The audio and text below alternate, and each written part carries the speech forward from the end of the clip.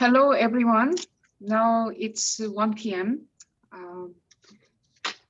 So thank you, everyone who just joined for our public event of a conversation with the artists in conjunction with our current exhibition that just opened, Pandemic Diaries.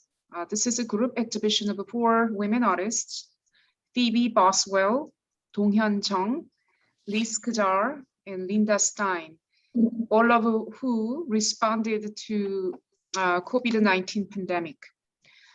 So these artists were largely isolated in their home during first several months of the pandemic, created artworks at home.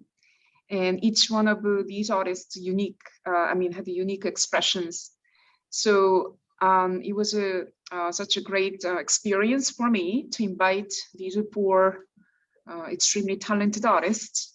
And I really thank them for sharing their work with us at SUNY Old Westbury, Amelie A. Wallace Gallery. So please welcome 3 women artists. Today Phoebe Boswell, out of 4 artists, couldn't join, partly because she's working on her site-specific drawings for Prospect 5 in New Orleans. That is a large-scale exhibition created since Hurricane Katrina. So, all right. So the format will be, please welcome the 3 artists. And I'm hearing your clap. So the format will be, I will be sharing the images of the installation shots, as well as some individual images by the artists. Okay.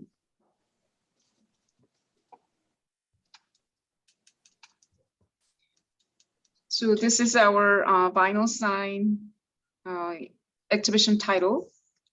As you can see, behind these title, we have hand-drawn drawings on the wall. That's a site-specific installation by Phoebe Boswell.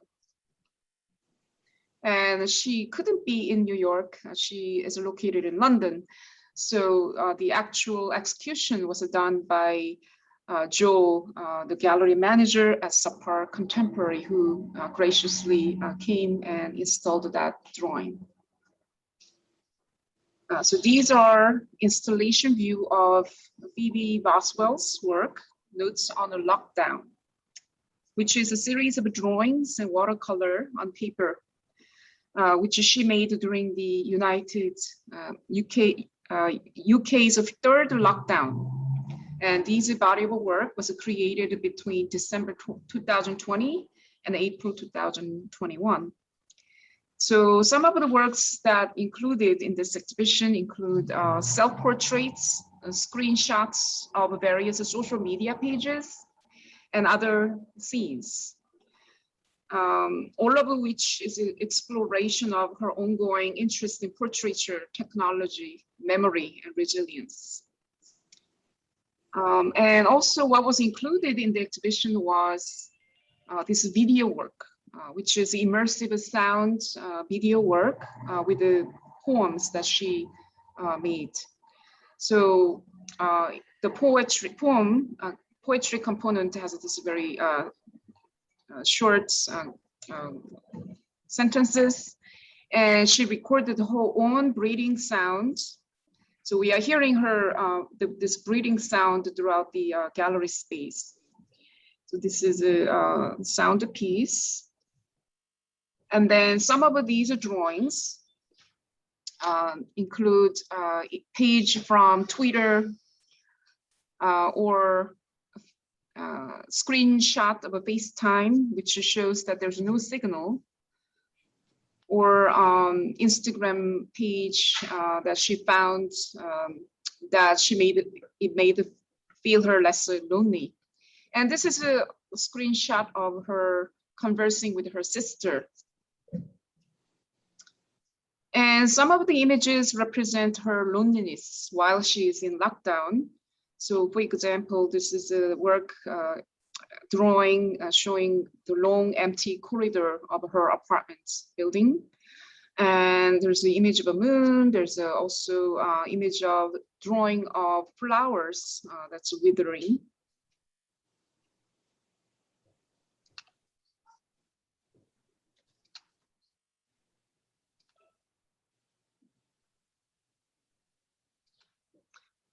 And this is the centerpiece that we advertised for the exhibition. You've got to draw yourself in. So this is a self-portrait of the artist. What I like about this work is that red pencil that really stands out, and we used that color as the color for the poster.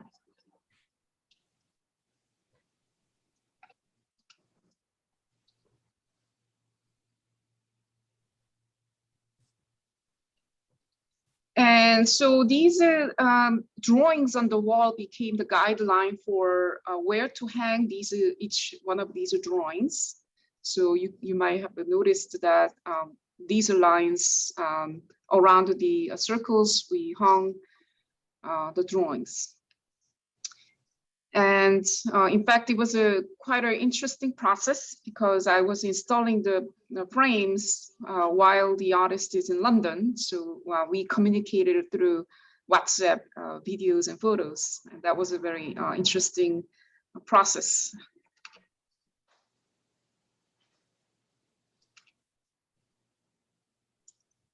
So some of the images here, for example, it's a very ubiquitous experience by a lot of people now. Lots of Zoom meetings, right? Some people have also gotten sick of Zoom meetings. You get the Zoom fatigue. And so that is when I look at it, I'm just, I can totally feel that experience of having too much Zoom meeting and turning into something else, the eye. So she used the filtering, the filter functions on these technologies and platforms, and that became part of her work. And here is a really nice image of the titles, Let's Just FaceTime. So this is showing her loved ones. Yeah, during the pandemic, we did that a lot, right? FaceTime with the family members and friends. FaceTiming even the events such as wedding or even funeral. So these are some of the images of a Phoebe Boswell's installation. So here is an overall view. And here's a nice shot of that drawings. So that was the first room. And then as you go down the ramp, we enter this largest space of the gallery, the middle room of the gallery space. And here in this space, we had installations by two women artists, Donghyun Chung. These are colorful paintings on in the center wall, and both sides of the walls were decorated by the works by Linda Stein. And also over here, we have a video work.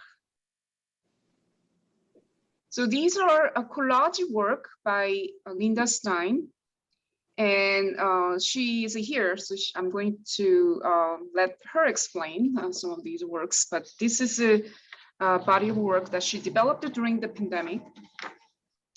Lots of fun images. She was sheltered in place in her 31st floor apartment in Tribeca. So she produced these fine art prints, along with a poem, love poem video to New York and its essential workers, and which was installed in our exhibition. So the vista from her balcony, I mean, you can imagine kind of a landscape, cityscape you can view from that balcony, which highlights Lower Manhattan with its Freedom Tower, Brooklyn, New Jersey. It provided a cityscape of a sentinel-like figures that stand as tall as skyscrapers and symbolize protection. She also included pop culture figures, including Wonder Woman, which stands bravely against the common villain. And these are suggesting the healthcare professionals and first responders who have defended the rest of us. So yes, so we will take a look at some of these images, and hopefully Linda will share some insight into her practice. So these are some of the images in the installation. This is not part of that series, but I wanted to really include that collage because it is featuring Black Lives Matter March during COVID. And that was one of the biggest events during the pandemic. And even though it might be out of a bit of a character from the rest of the collage work, I do consider that's an important piece. So these works are on the other side, which I hung only at eye level. So there are total 20 works, and 10 pieces were hung in 2 rows, and the other 10 was hung at just 1 line at eye level. And so these are some of the individual works by Linda.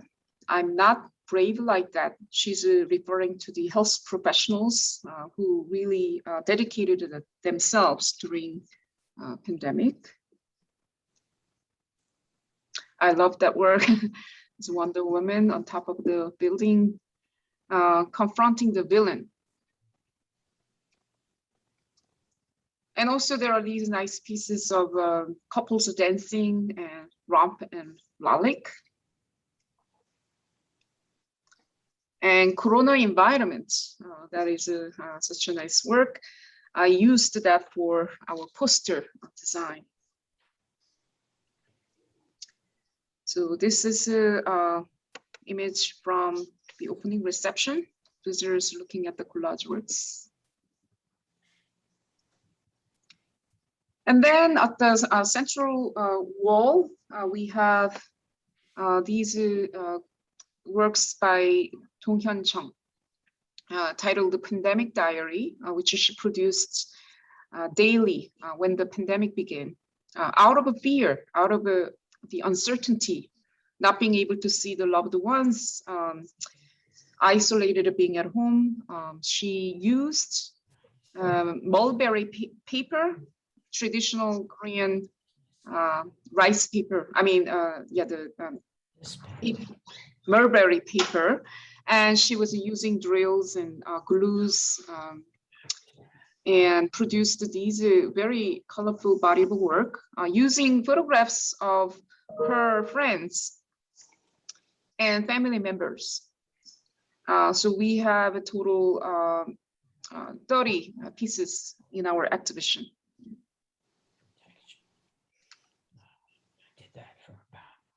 So here are some of the shots from the installation.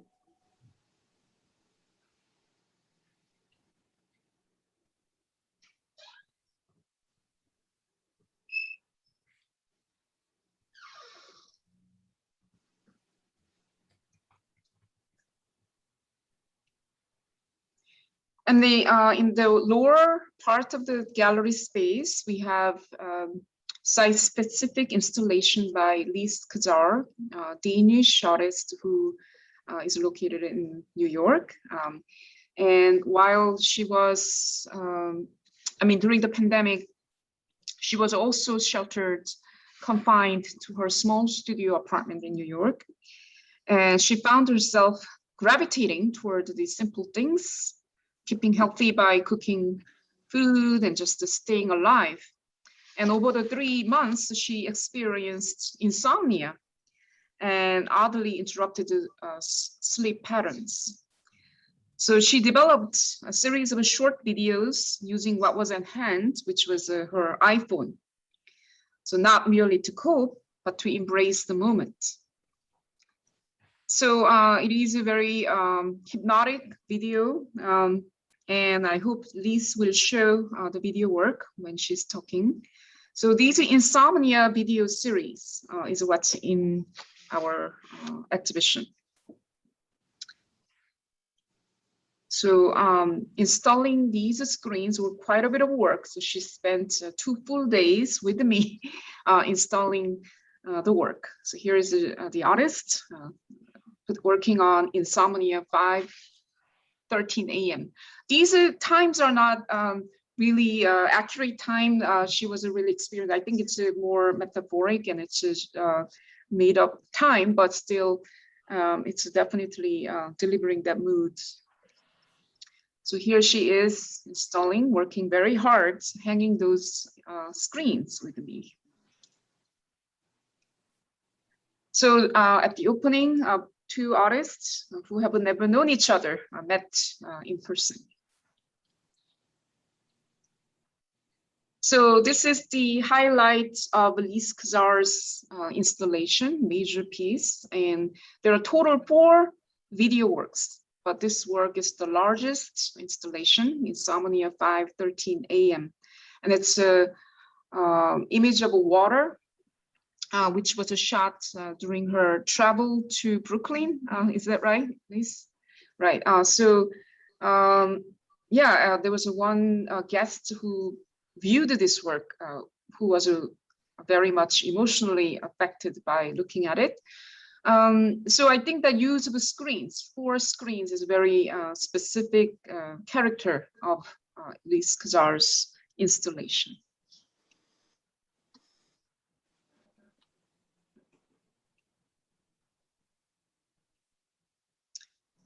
And also, what was special about that reception was we had this women working at the academic affairs. Her name is Lise Kjaer. She initially came to visit me, wanted to introduce her visual art, but I quickly found out that she is also a published author and she's a poet. So she showed me a bunch of poems that she composed. And some of these poems that she composed during pandemic caught my eyes, and I offered right on spot, why don't you read your poems, maybe 2 poems at the reception. So that worked out really well. And she recited 2 poems, Pandemic Experience and COVID, It Got Me. So she actually had a COVID during the time, and it was an awfully miserable experience for her. And so she delivered these poems very in theatrical manner. So I had goosebumps just hearing her performance. And there she is. She brought also a large number of staff members and big crowd. So toward the end of the opening, we had a new president.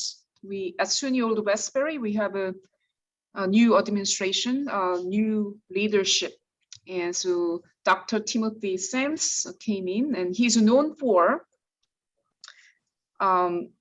working until very late hours, until 9 p.m. every day. So he came at the end of the opening and greeted the artists. And Mrs. Chung explained her work to the president. And so, so he kindly listened to the artist's explanations, and he spent a big chunk of time learning about everybody's work. So that's my short introduction about the current exhibition, Pandemic Diaries, at the Amelie A. Wallace Gallery. So I would like to open up the discussion to all 3 artists. So I have questions for you. So I'm going to share that questions for the artists. The first question we are going to discuss is what motivated you to start working on the series presented, Pandemic Diaries. So each one of you has a slightly different specific reasons why you started your work. And then what is your working methods for your series? And also third question is, please tell us about the media and techniques you employed and how they relate to your general artistic practice. The last question is, what do you hope the public will understand about and gain from your work? So who would like to start first? Start. Yes, okay, how about Linda? So I'm going to put your work.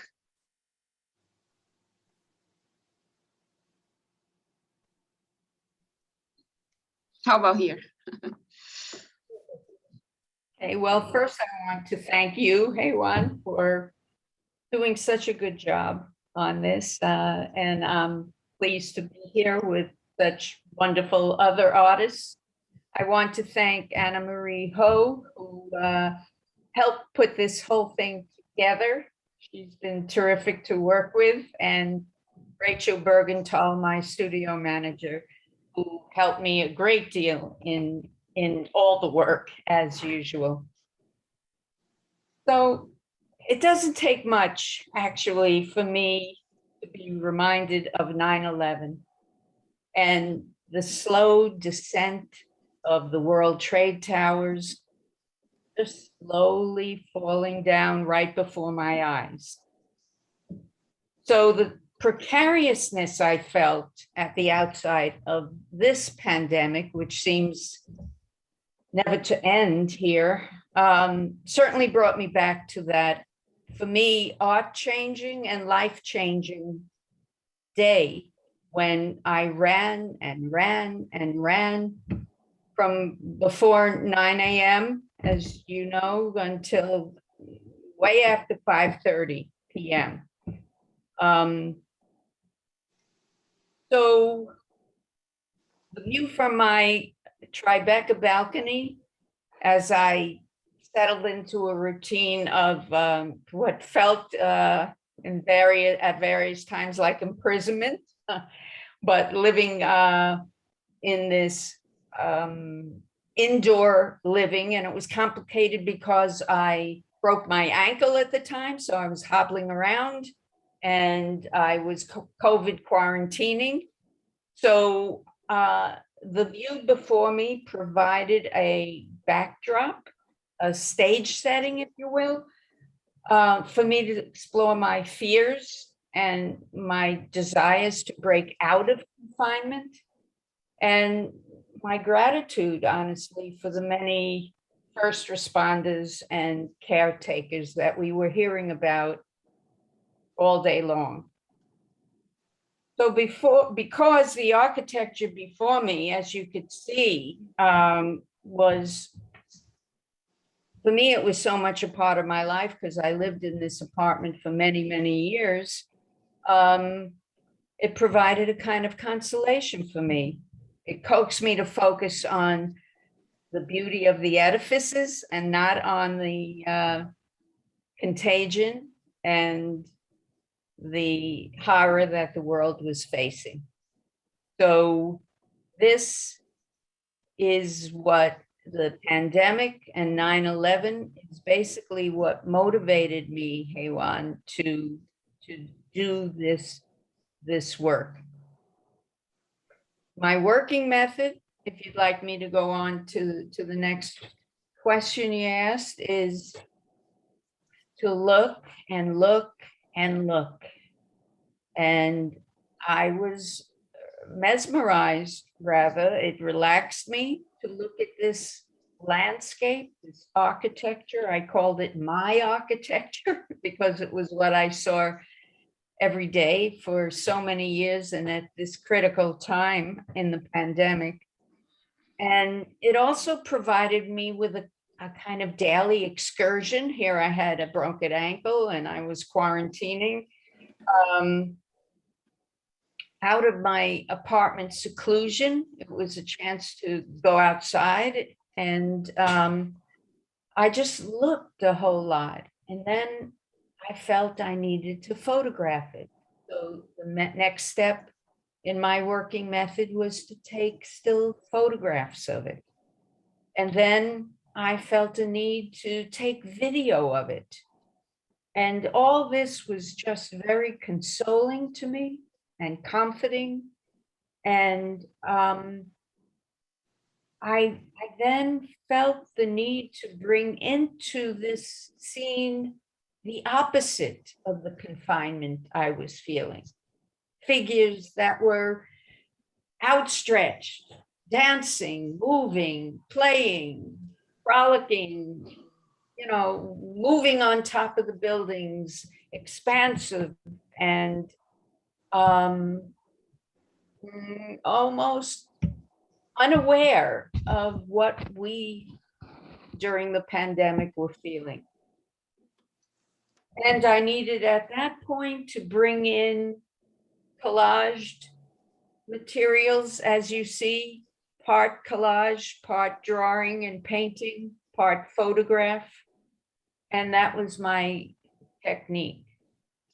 And also you have utilized some of the images of your own existing work, right? You also make sculpture. So these are sentinel-like figures. Yeah. Also, right? So that came from 9/11. So imagine my running for a whole day, seeking protection and safety, and then coming back to my studio. I was an abstract artist, and looking at my work and thinking I would come back a year later, because I couldn't do work for a year after 9/11. My studio was a mess. People needed to show passports to cross the street. No traffic was allowed on the street. So a year after 9/11, I came back thinking I'd continue the abstract work, but all of a sudden it had a waist and shoulders, and it became figurative, and it almost looked like armor. So I said, armor, it looks warrior-like. What am I doing? I'm a pacifist. And thinking about pacifism, I then thought of Wonder Woman and how during World War II, she became the protector and she helped people in need. And I said, yes, that's what I'm doing. I'm making symbols like Wonder Woman, like Storm. You see in this picture, Storm on a building or two buildings next to her. I'm making symbols of protection. And that's what these figures represent in my work. So as large as the buildings are, so too are the figures. And they stand next to or on top of the architecture. Yeah, I really, I think it's fascinating that how you are using these sentinel-like figures, and that becomes symbol of protection of a city that had been under attack by 9/11, now under COVID-19. So thank you very much, Linda, for sharing your story. And hopefully we'll share that video that you made toward the end. So now, how about we have next artist talk about your work. How about Donghyun Chung? What about your motivation to begin Pandemic Diary series? Yeah, first of all, I really liked your campus. And I really liked the gallery space. You know, the way the gallery was built, you entered in one room and then you descend with the small corridor. That's what, quite makes excited to go into other room, and then you turn and another small corridor, and then going down to the another space. Right. Wow, I was quite, fascinated those spaces. So yeah, thank you. It was built in late 1970s. It's a brutalist architecture, and it's a very severe, minimalist design. Yes. But the gallery is connected by this ramp for disabled, wheelchair access. but it really creates nice promenades. Yes. Shifting the vista as you walk down from the first floor to the second and third. Yeah. So I know you have exhibited pandemic diary elsewhere. I think during the pandemic, your work has been very well received, and definitely this is literal portraits of the pandemic. People wearing masks, covering their mouth, and also most of these individuals are Asian American people, and that definitely reminds us of, even though that might not have been your intention, we cannot not to think about the violence against Asian beauty. So I would like you to talk about how you began this project and your working methods making these works. I know it's a secret, but hopefully you can talk about. Well, in the beginning, I didn't have any idea on how to deal with those outside circumstances. So I couldn't continue my normal work for several months. But when I get used to, and then I could do something about, very simple, figurative things. I usually don't do any portrait, but with the mask, and I can really do with only the eyes expression, then I could do something. So I started in the beginning, I used my face with the selfie, and then I printed on all different kind of color, the mulberry, the Korean paper. Always I brought, it's coming from the Korea. So it's a traditionally old method. They are still make the paper in old way. So I printed on the face, the selfie on the several different color. And then I glue. I used homemade rice powder glue. So several layers with different color, but still all printed on my faces. So after that, I sand it down. Sometimes I make the texture with the drill tip. And then if I sand it down, all those layers, I could find the colors I want. I could find the textures I want. If I don't satisfy, then I keep layering over it until I find it. So usually I do with several pieces, because the drying the glue, it takes whole day. It's just safe to dry really well to sand it down. So I do several pieces together to save the time. So while I'm doing only my faces, to express those fear and anxiety, those feelings, then I found out my anxiety is released through those process. So after that, I could reach out my friends and my relatives, even my grandchildren and my son-in-laws. So while I'm doing one by one, actually I could connect with them while I'm doing it. So I really enjoy those works. So later and so I started about September 2020 and finished the later piece in May of 21st this year. But the last piece is more like not the pandemic diary. It's more like I could express the characters. So my friends quite surprised when they see their faces. Oh, how did you know I had those characters in their mind for a long time? But somehow I could express those things. So I was happy when they when they respond that way. I was quite happy. Yes. So all secrets out now. That's right. We still don't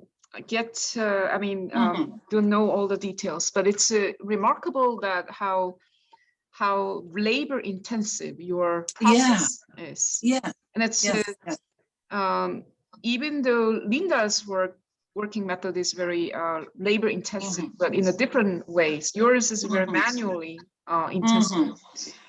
So that's a really interesting aspect. And then the size of this work, is it what, 12 by 12? Yes, 12 by 12. And I did more than 50 pieces. Wow. But over there is only 30 pieces I sent. And while I'm doing it, all my anxiety just disappeared.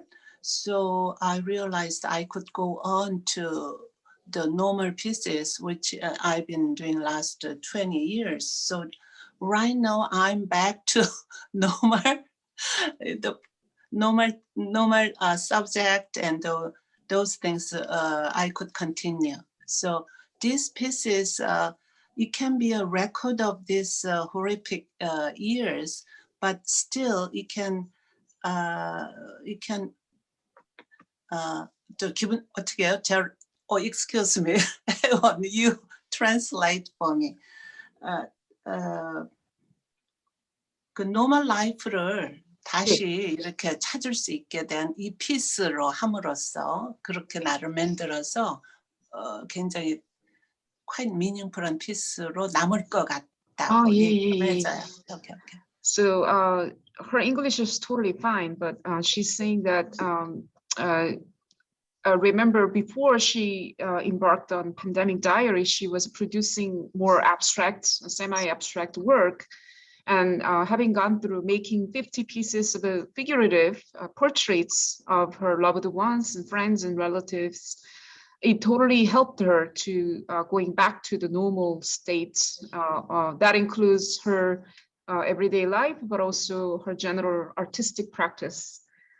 Did I translate correctly? Oh, more than enough. Thank you. All right. So okay. Thank you so much, Donghyun. That's just unbelievably beautiful body of work, and also very meaningful, not just to you, but I think to yes, I think so, to Asian art community, but also to everybody who has experienced the pandemic.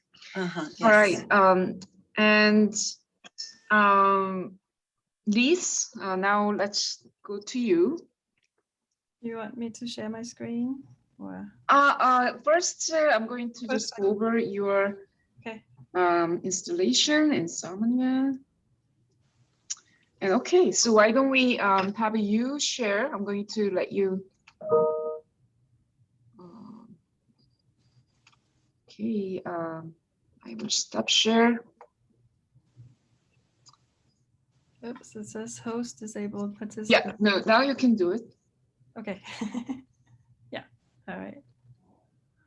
So I think it's really interesting to hear these stories about the pandemic, and I've thought about lately how interesting it is that we have these shared experiences of the pandemic, and it's a widely shared one when you think about it, because it's all around the world, and yet there are many differences in it too, depending on where we are, what the circumstances are particularly, and how it has had an impact on us. And so in my case, it was being in New York and realizing very quickly that the uncertainty that was a part of the experience, and similar to my fellow artists here, also feeling the need of sheltering and protecting myself first and foremost, not knowing what it really meant altogether and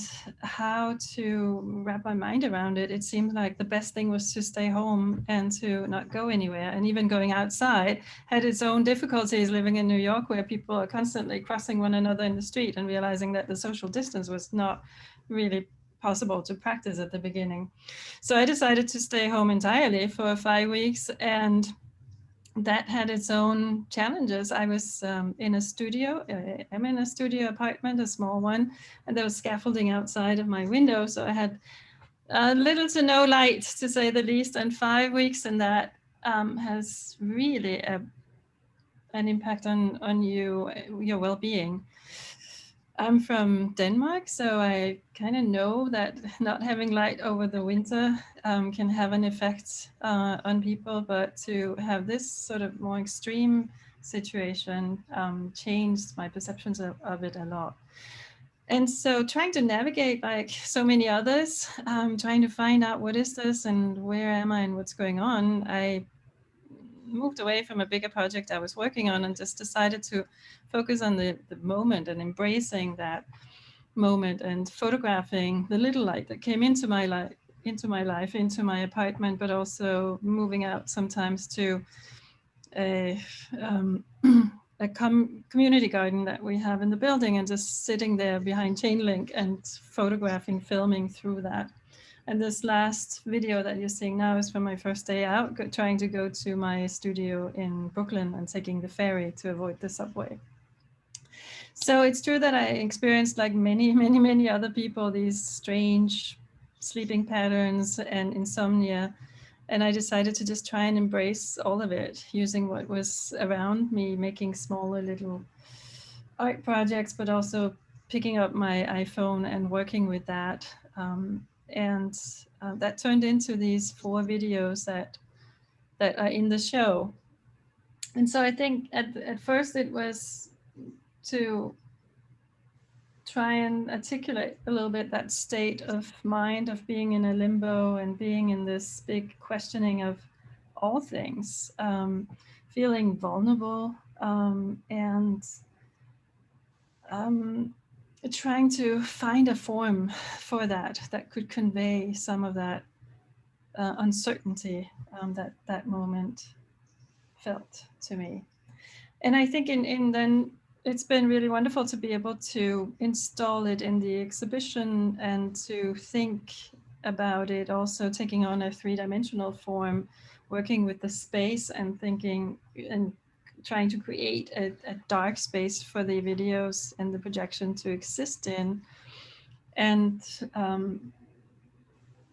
putting it out there for others to engage with.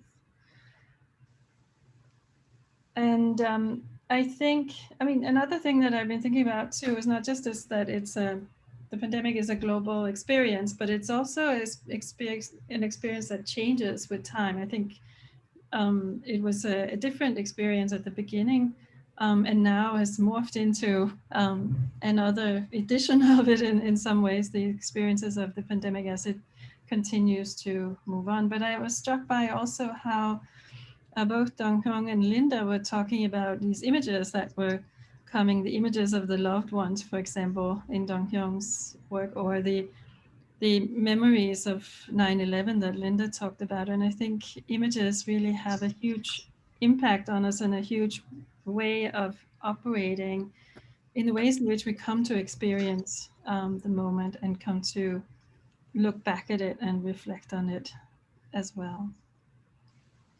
So what I'm hoping with my work is that even if it may take you back to that early time of the pandemic when everything seemed so much undefined and up in the air, but perhaps there are other ways too of just thinking of it.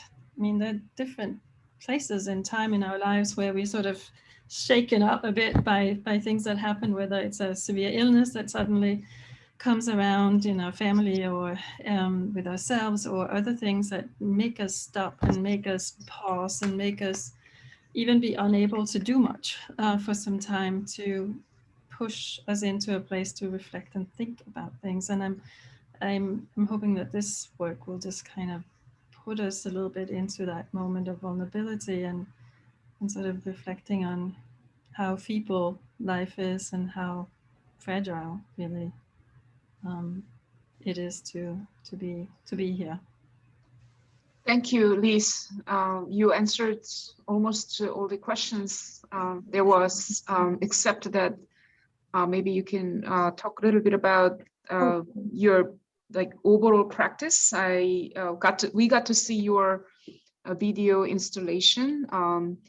I know you're also PhD in art history, professor at City College, teaching both art and art history, right, to undergraduate and graduate students. So could you tell us a little bit about your previous life as an artist in Poland? I know you studied art in Poland, and now we moved on to the next question. Okay, so let me put it back. So you wanted, yeah. So that's a really good point. The medium that I worked with, I like when things that do not get too technical in general, and that's been a sort of a red thread throughout my work from early on when I worked and showed and exhibited in Poland and in Denmark and in Germany and Finland and other places before I pursued my PhD in art history. I always sort of strive towards a very simple, low budget, low key form language. And with the video, I embrace pixelations. I embrace all the different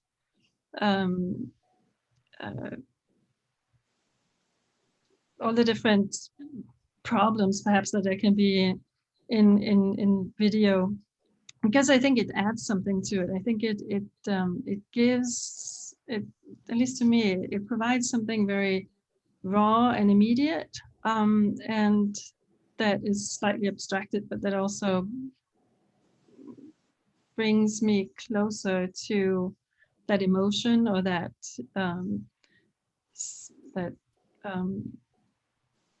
feeling that the work oftentimes stems from. And so the work in the past has been installations, light installations, but sometimes just with a slide projector, or sometimes with a couple of light bulbs, and then working with the space, and then creating an experience in the given space that I have to work with in the gallery. Thank you, Lise.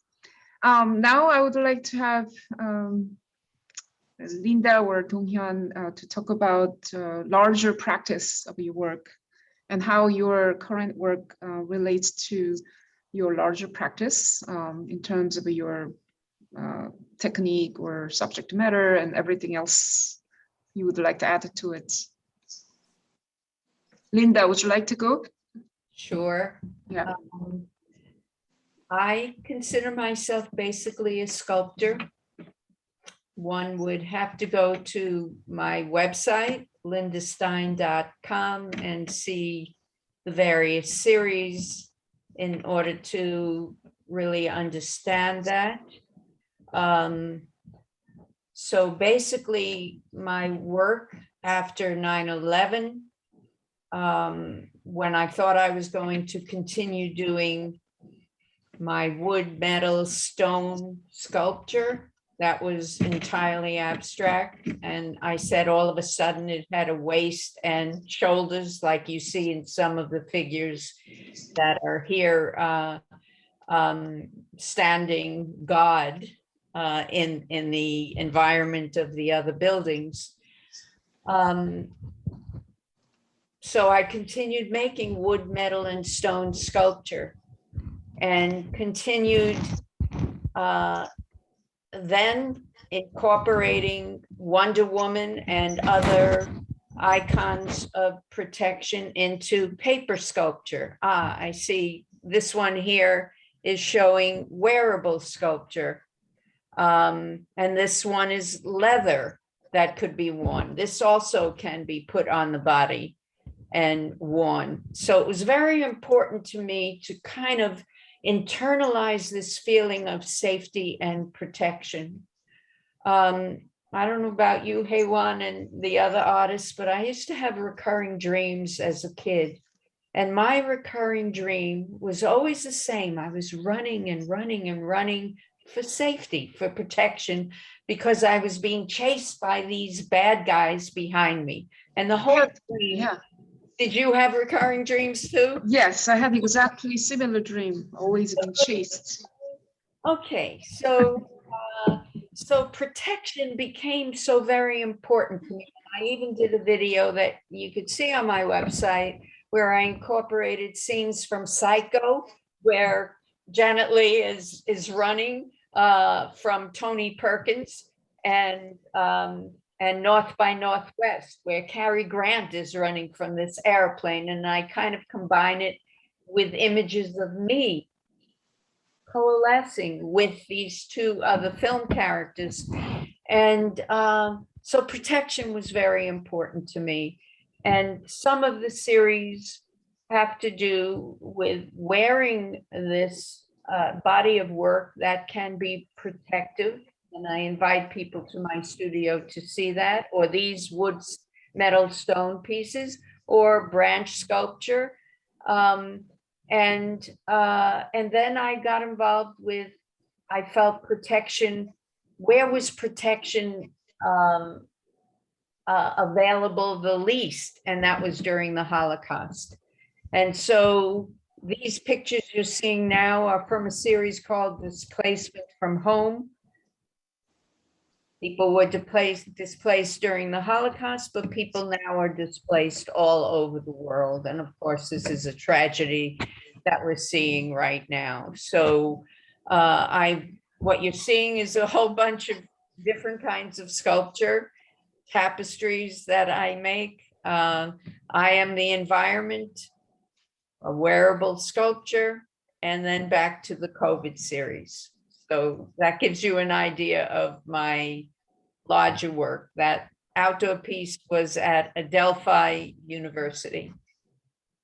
Yeah, it's fascinating that your sculpture practice and some of these imagery have got into your COVID series collage, and you have so much more beyond that collage work that is displayed at SUNY Old Westbury.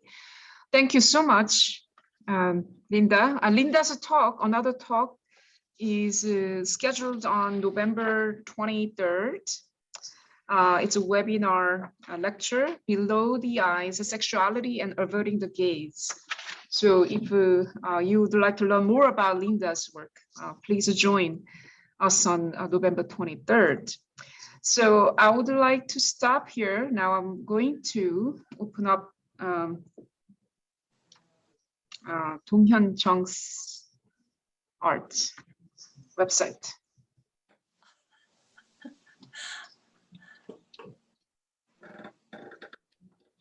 Sorry.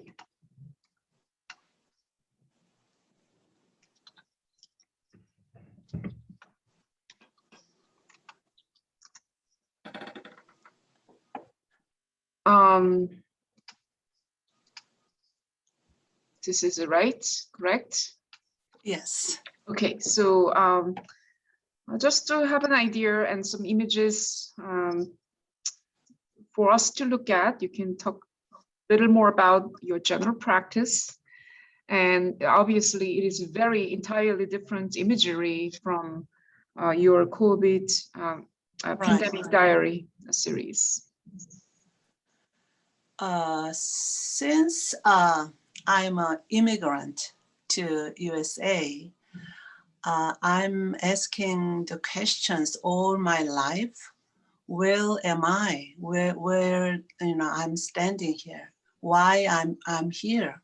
Still, I'm asking those questions always. So this garden series, especially this one, I wanted to find out where I am. To get an answer, I had to go back to history of my mother, grandmother, and so on.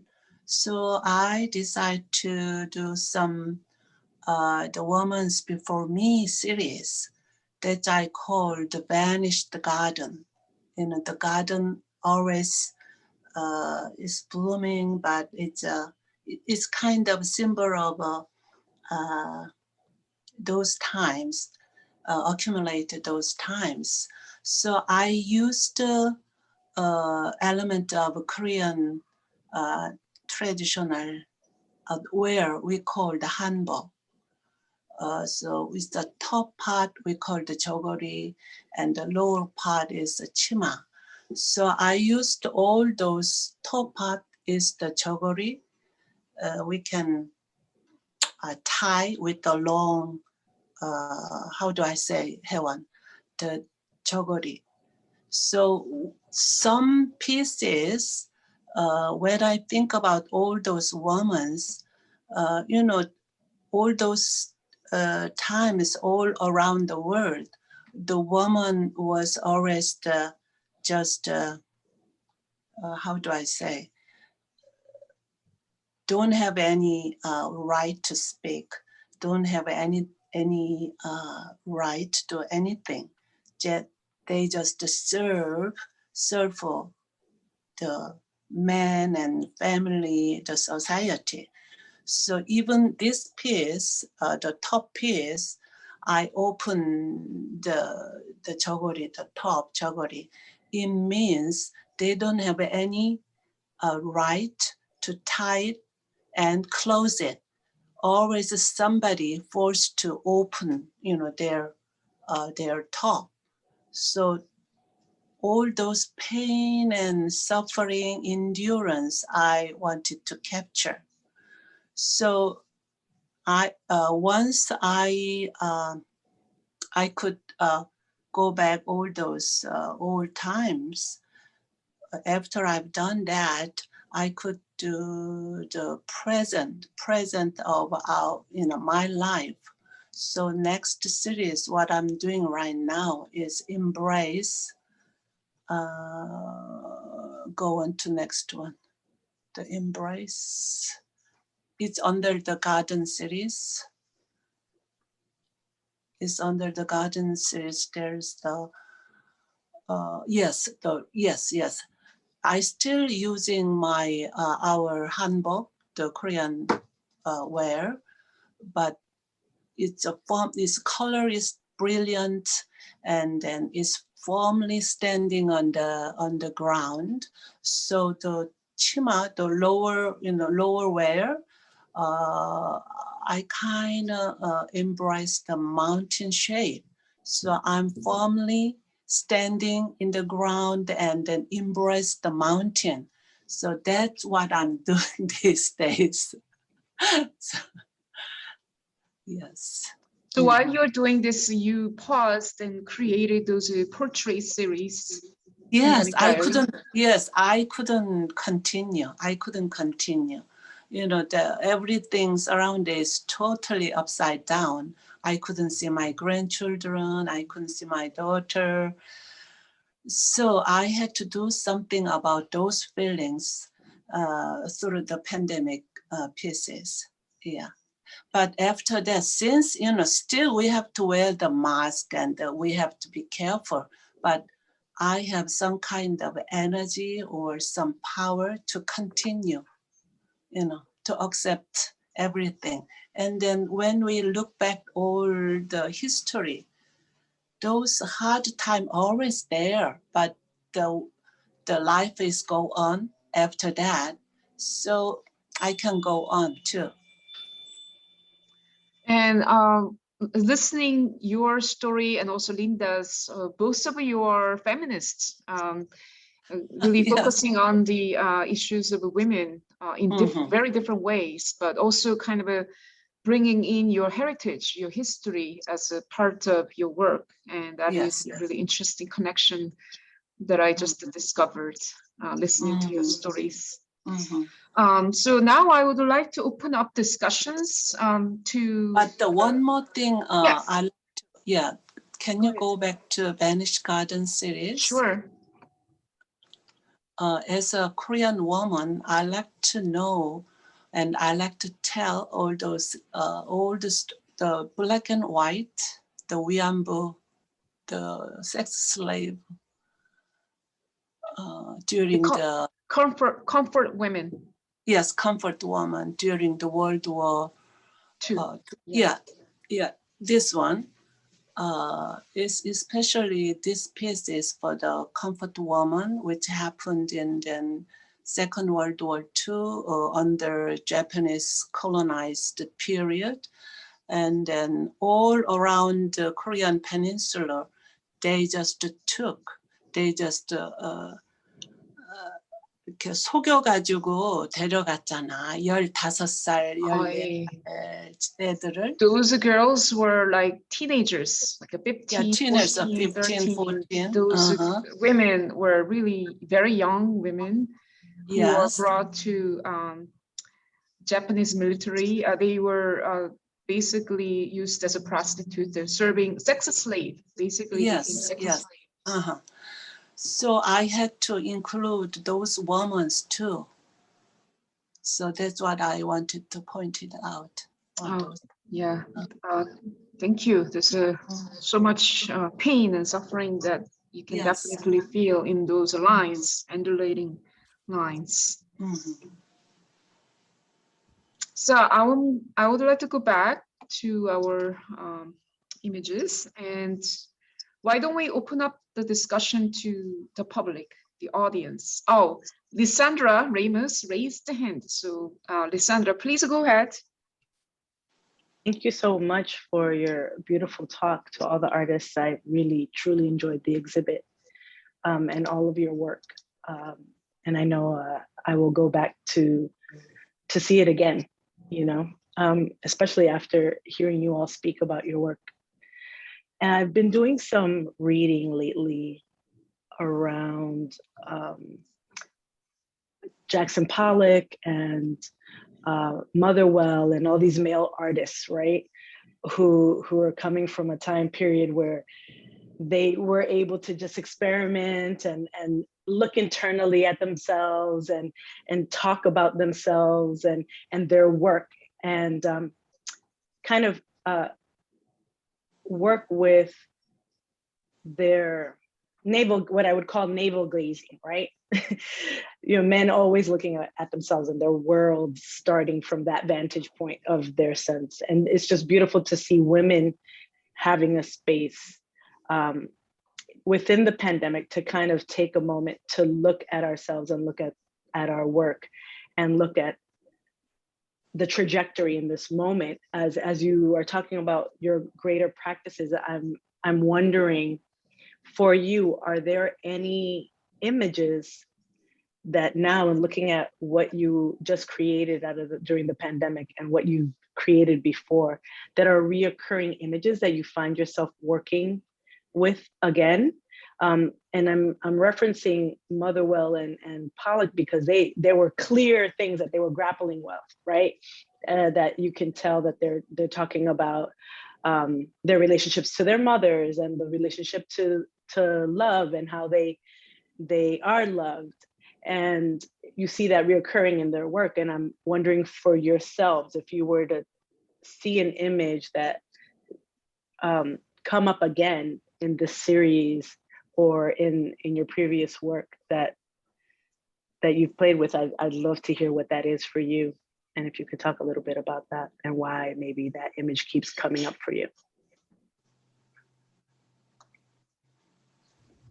Maybe Linda has a good answer for that.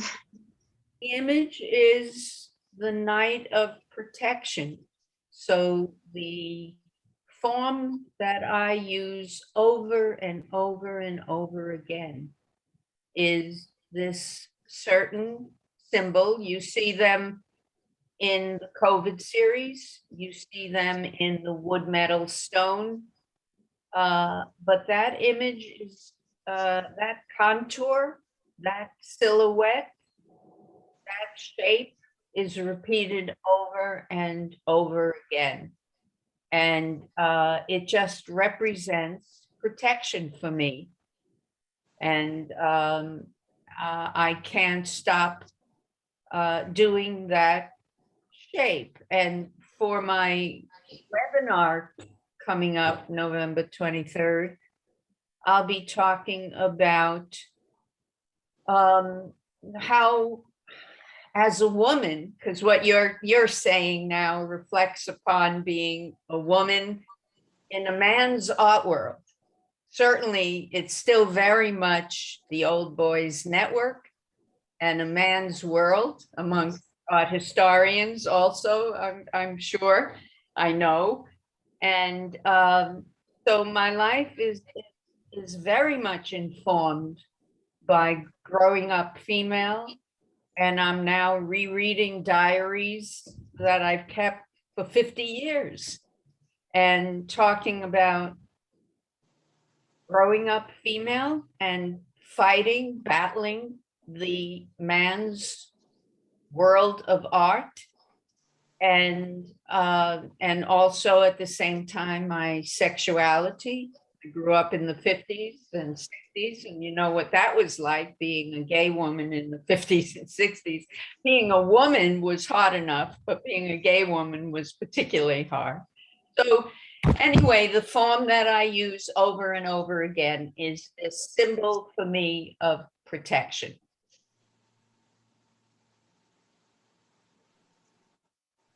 Lise, would you like to? Yeah, I'm still thinking. But I love the question, Lisandro. It's an awesome one. And I'm thinking, I'm kind of debating a little bit because it seems like what I keep coming back to is the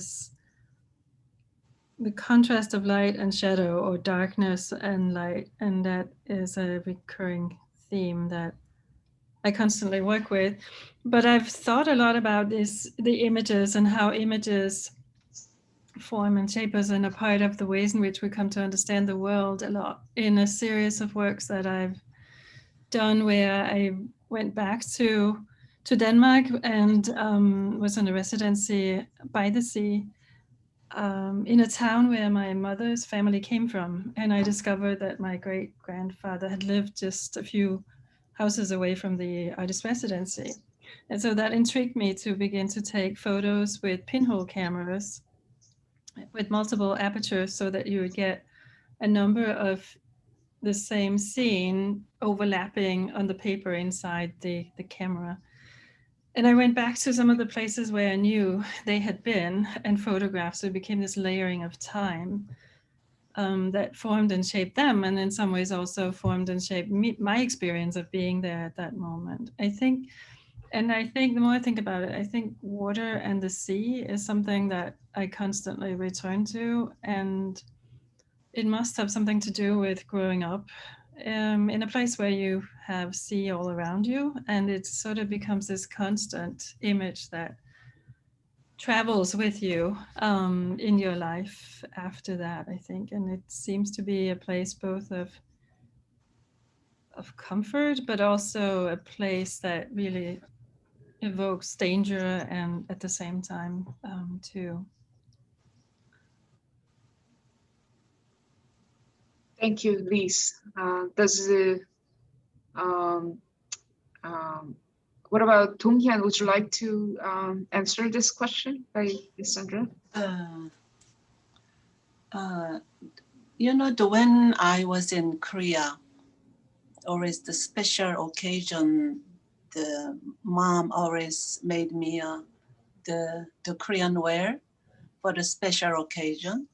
So still those happy feeling and those images always stays in my mind. That's why I am using those memory and those hanbok shape and hanbok color. Hanbok, the Korean traditional wear, hanbok, color of hanbok. I'm still using those design, those colors. Through that, I could really express my feelings. It's very easy to do it, and also so many ways to express fear, pain, endurance, happiness. Those. This for me, it just comes easy. Thank you.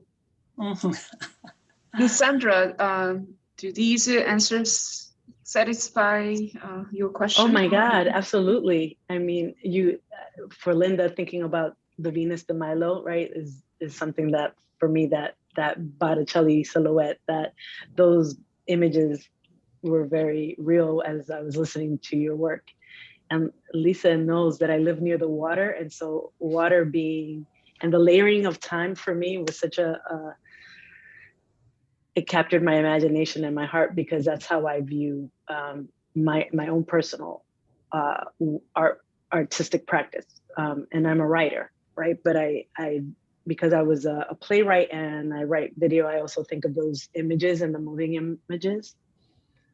And I truly believe the Korean memories of your youth and the colors for me.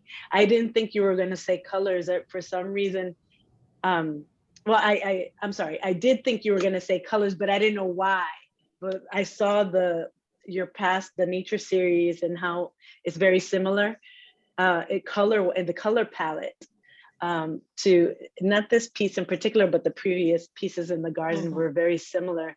But there was something about erasure that for me really signals to what you were saying about memory. So I truly appreciate what you were able to share about that. So thank you all for humoring me, indulging me. Yeah, I mean, that was a very good question by Lysandra. Thank you. Is there any other questions among? Yes. Okay. Hi, Andrea. I'm Andrea Bass, and first of all, I'd like to give a nice shout out to Lise, who is one of my favorite professors at City College. I'm fascinated, actually, by the way the exhibit was curated. First, because you had these background lines that went through the interior walls, and that you drew so much from different mindsets about how the pandemic was affecting them. But one thing I felt was left out in my mind was the experience of the illness itself. What I really saw was much more about the isolation and feeling disconnected with the rest of the world. So I'd be interested in hearing anybody's comments about the things I said. That is absolutely important question, and you're right. This exhibition did not necessarily include that direct experience, the horrific, experience of illness and death, and we sort of left that out. I don't know why. I don't have I was not thinking consciously about that. I just didn't find artists' work who portrayed those. In fact, there was. However, I didn't think it works well with the rest of the exhibition. However, at the opening, we had Lise Kjaer, who recited a poem about her experience of COVID-19. She had a COVID, and that was really awful. So that was compensated a little bit by the poetry reading at the reception, but the visual arts component doesn't include that. So I didn't mean it as a criticism. I just no. I think that's however, yeah, it's a curatorial decision, and it appears to be. That was actually my worry too. It sort of romanticizes the pandemic as we focus on this isolation and the survivors. So it's not experience that everybody had. Some people, some families had a much worse experience. I have a friend, dear friend, whose daughter had the second vaccine, and she's hospitalized now. And getting this news from my friend, just what everybody's happy about getting vaccines, but I do have a friend, a good friend of mine, whose daughter is at the moment in the hospital due to the liver damage after vaccine. So we do have friends who are we have lost friends and family members and such. I did too, but I think that it's harder to portray or include that in exhibition in a way. And I guess subconsciously, I guess I wanted to focus more on the hopeful message and how art combats this loss and tragedy and brings, I mean, kind of restoring the humanity back to pre-pandemic state. But that's my comment. But if you artists have any comments, yeah. I think it's super interesting because it also, again, if we go back and talk about images and how images shape and form our experiences, and as image maker, then how do we embrace illness and decline and death and loss? It's a really, really interesting question, Andrea, to think about. And how do we, how can we, what kind of imagery would that be? What kind of, how can you do that in a non-documentary way, perhaps? It's fascinating, I think. And I want to say too that the poetry at the opening was really, really haunting in that sense, that it felt like it was recalling of an experience that was interior and fighting with the disease and struggling and overcoming eventually, but or seeing the daughter being sick and just all the questions in a child that emerges. And I thought that was very, very strong and very powerful and very effectful. But it's a really interesting question, Andrea, that you brought up. So thank you. And that say on that. I can assure Andrea that the illness is very, very present in the exhibit. It is there. And when I talk about the precariousness I felt at the outside of the pandemic, that's what I'm talking about. I'm talking about my fear of the illness. I'm talking about at this point, we don't know whether I actually had COVID or Lyme disease. There's a question as to what my symptoms were, COVID symptoms. So I may very well, in addition to a broken ankle, have had COVID at this time.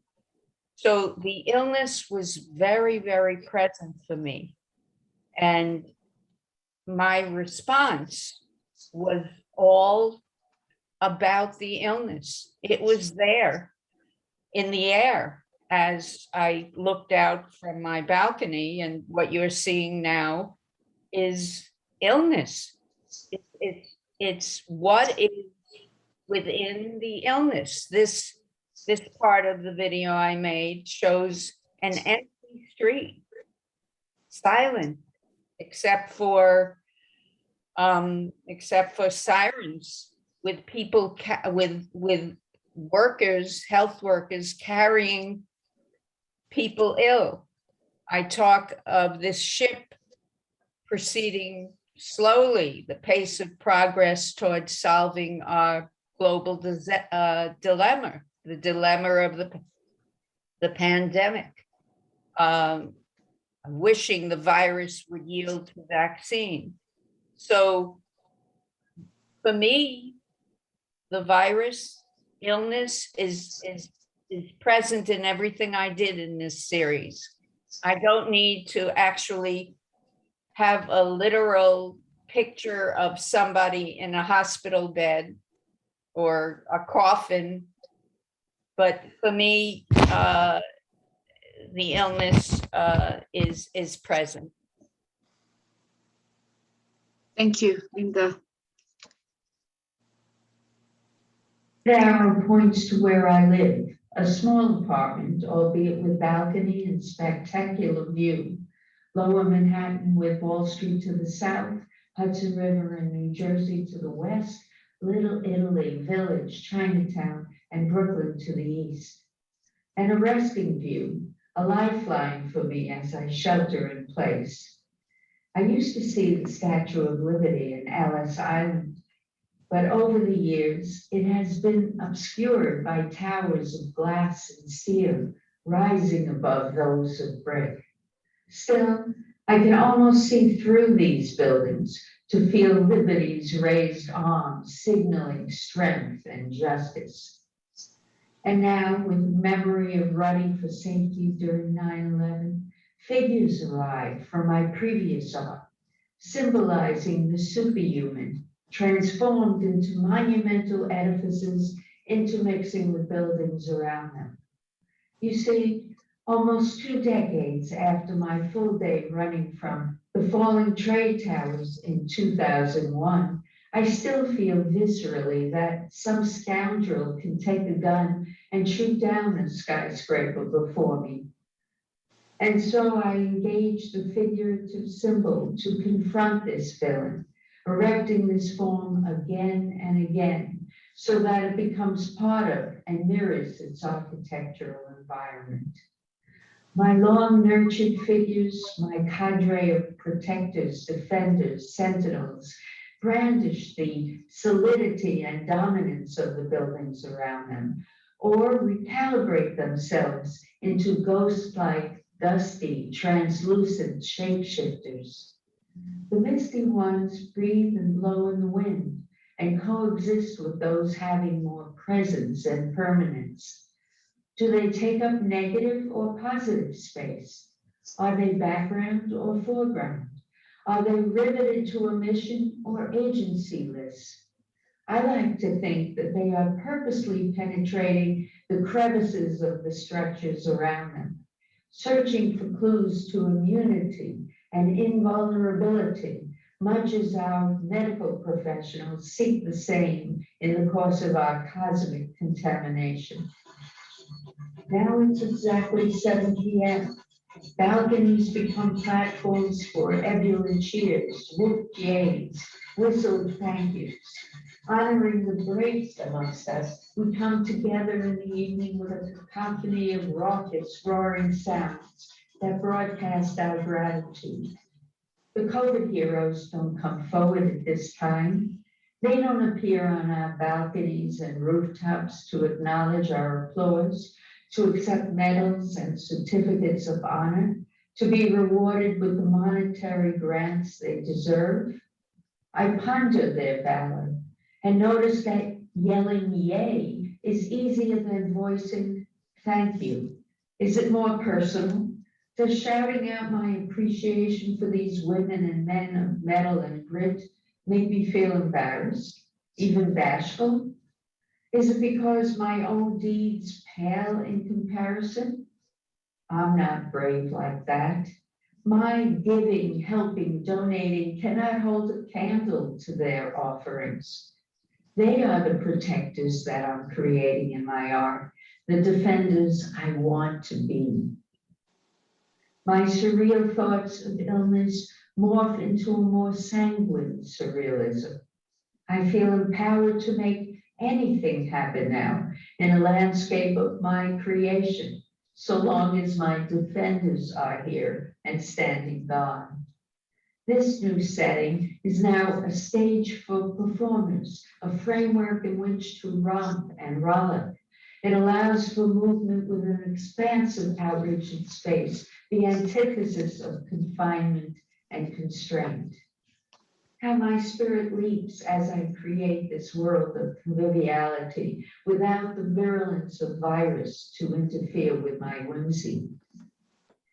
Here people can angstlessly go about their business as they saunter, exercise, and frolic with free rein.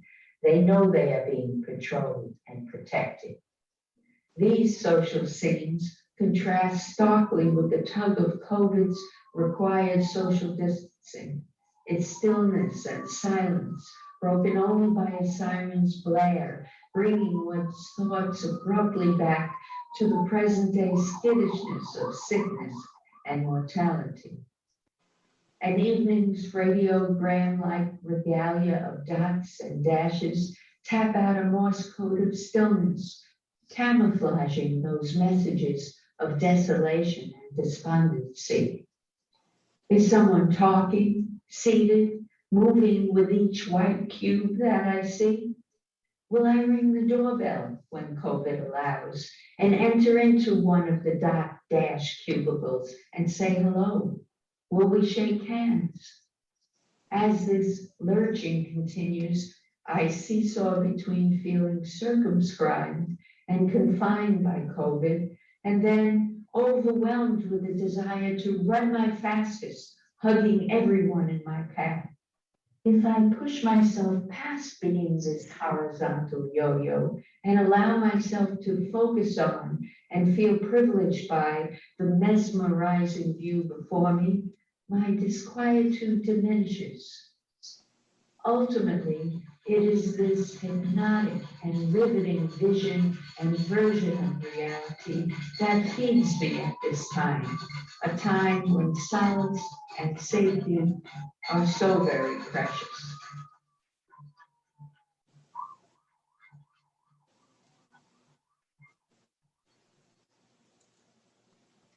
Oh, another piece in the exhibition that was not discussed that much was the Phoebe Boswell's Breathe piece, which is a recording of her breathing sound. Even though we don't have a direct representation of illness and death, some of those video pieces definitely deliver that visceral feelings about the pandemic and COVID-19.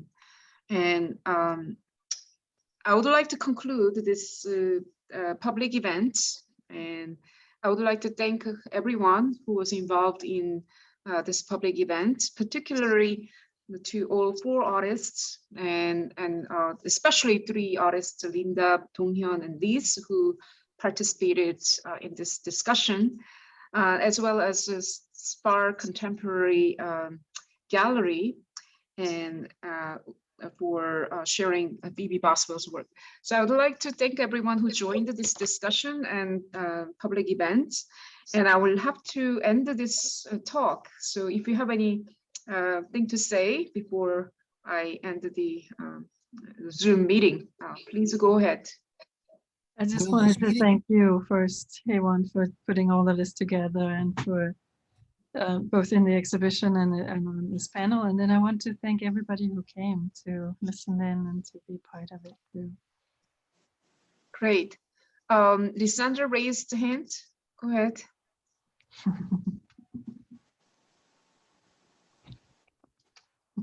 Will this meeting be posted anywhere? Oh yes, I can. It was recorded automatically, so I will be posting on our website afterwards. Thank you. Yeah. Thank you all. I really enjoyed seeing the artwork of the other artists, and I'm honored to be amongst you all. Thanks very much. All right, then we're yes, of course. I want to thank you, Hyewon, and including me, and then really nice to see other artists, and then I learned quite a lot from other artists. So thank you for the opportunity. All right, so that's it. Have a great rest of the afternoon and evening, and many thank you, and we'll end it here now. Okay, bye. Bye. Also, let me announce the next public event on November 23rd. Artist Talk by Linda Stein. That will be on Tuesday, November 23rd, 1 to 2 p.m. Bye.